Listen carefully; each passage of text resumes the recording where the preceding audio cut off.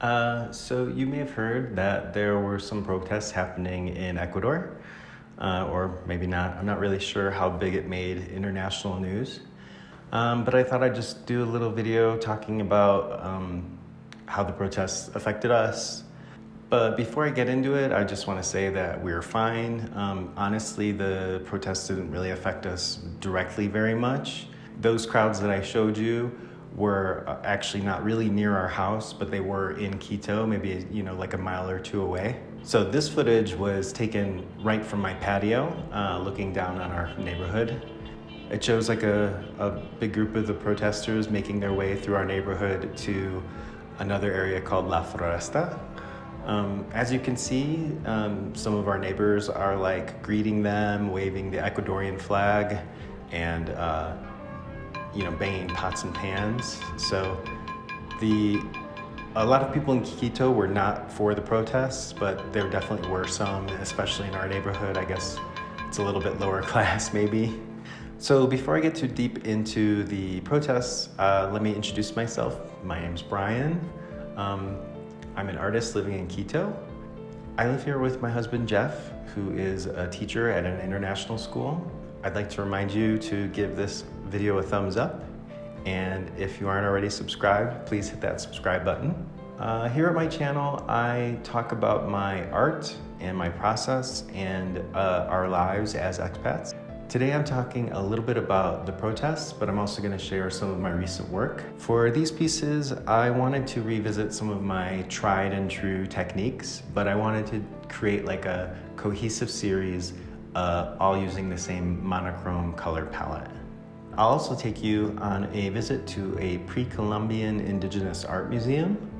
Our new local friend Gabby took us to a cool museum, and afterwards, we went up to see one of the cool kind of tourist sites in Quito, high above on a hill. It was a really fun day. Thanks a lot, Gabby.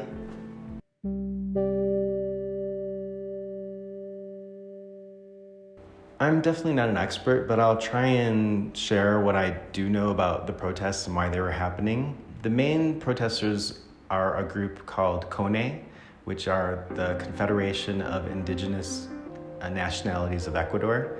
And they had a 16-page list of demands on their website, and they included things like reducing prices for gasoline, cancellation of debts for farmers, and also like the cessation of mineral and petroleum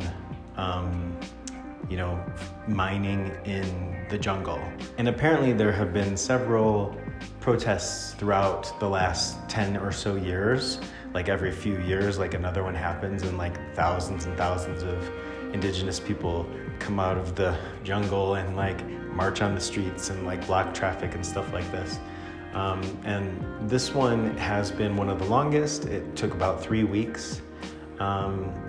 And the one before this, I think, ended with the sitting president resigning or being forced out by the rest of the government.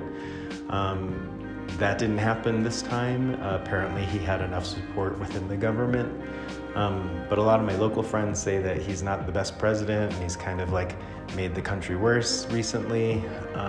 But anyway, it had been recommended that we stayed in our apartment during the protests. So in a lot of ways, it just felt like a continuation of COVID. So although it wasn't great, it wasn't like, that new to us. One of the problems was there were some food shortages. Like for example, like chicken was impossible to get, although beef and pork weren't. So I think a lot of the chicken actually came from local farmers, whereas beef and pork maybe came from further away. The last time I went to the big grocery store, I couldn't find tomatoes at all, or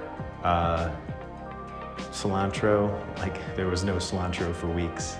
So usually there's this farmer's market right down the street from our apartment, and I go every Friday, and for the whole time of the protests, they didn't come in. I assume because it was too difficult to come up the roads. Or maybe they were marching, who knows. But anyway, that was one of the most difficult things because I really love that farmer's market.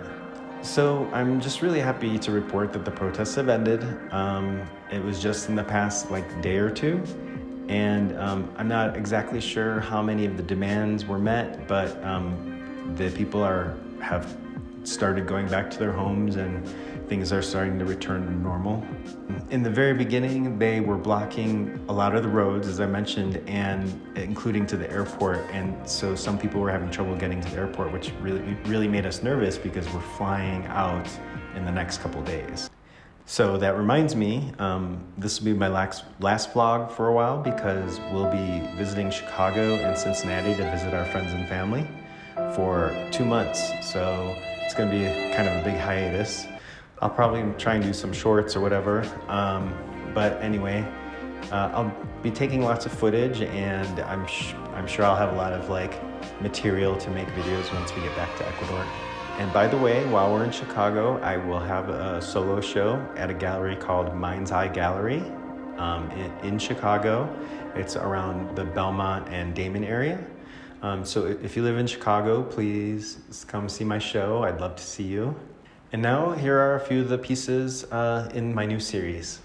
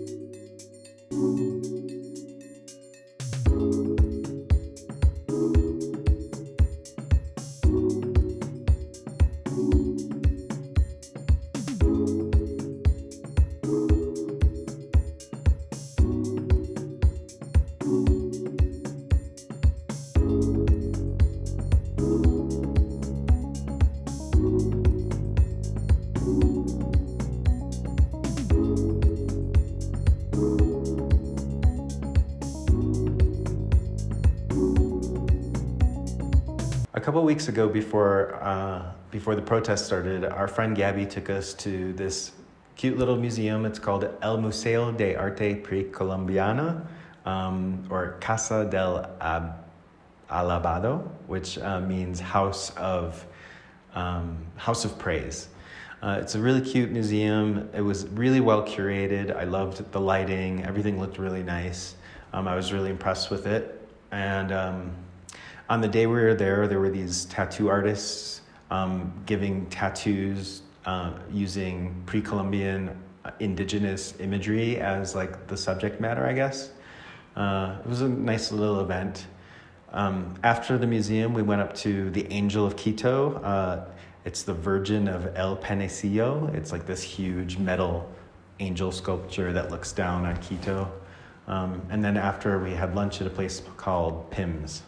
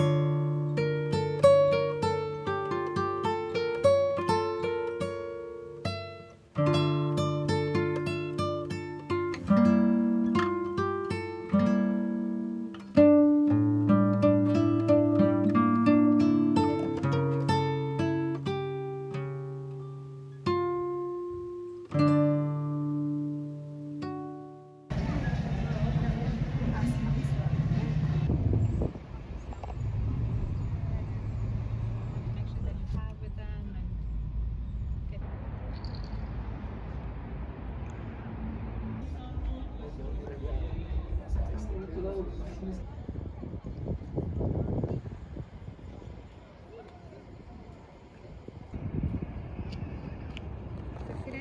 just one spot? Yeah.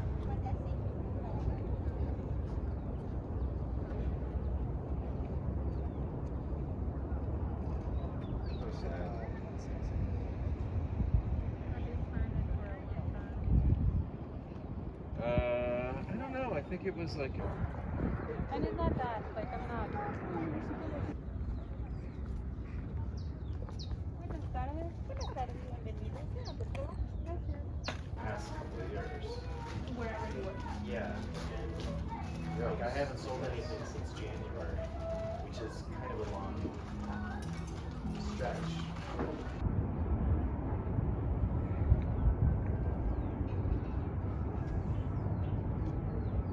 I haven't finalized what pieces are going into my show, so some of these might be in my show in Chicago, but all of my pieces are on my website and available to purchase.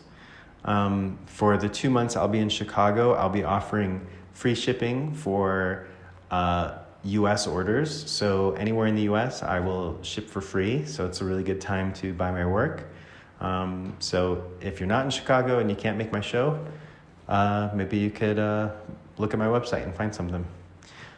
Thanks for watching, and here are the last 2 pieces from this Monochrome series.